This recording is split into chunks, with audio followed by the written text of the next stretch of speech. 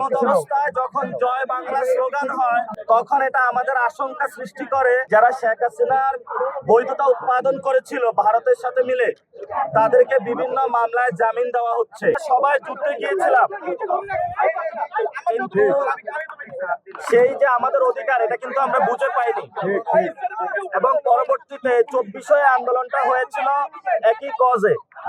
কিন্তু আমরা এখন দেখতে পাচ্ছি যে এই ডেমোক্রেটিক যে একটা যাত্রা, এই যাত্রার পরে যেখানে 24টা মানুষের সামনে অনেক বড় হওয়ার কথা ছিল, কিন্তু বাংলাদেশে 24-এর যে গণ অভ্যুত্থান জুলাইকে নাই করে দেওয়া হচ্ছে।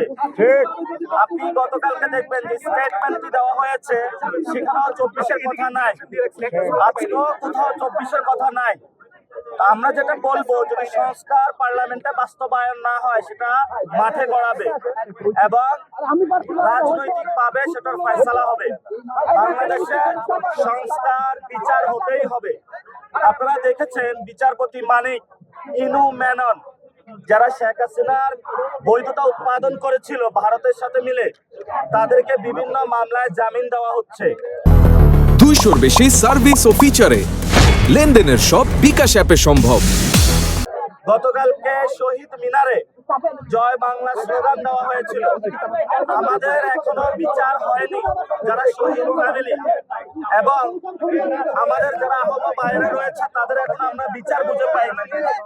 এমন অবস্থায় যখন জয় বাংলা স্লোগান হয় এই সরকারের তত্ত্বাবধানে, তখন এটা আমাদের আশঙ্কা সৃষ্টি করে যে ইলেকশনটা ইন্ডিয়ার সাথে একটা নেগোসিয়েশন করে হয়েছে এবং আওয়ামী লীগের সাথে নেগোসিয়েশন করে হয়েছে।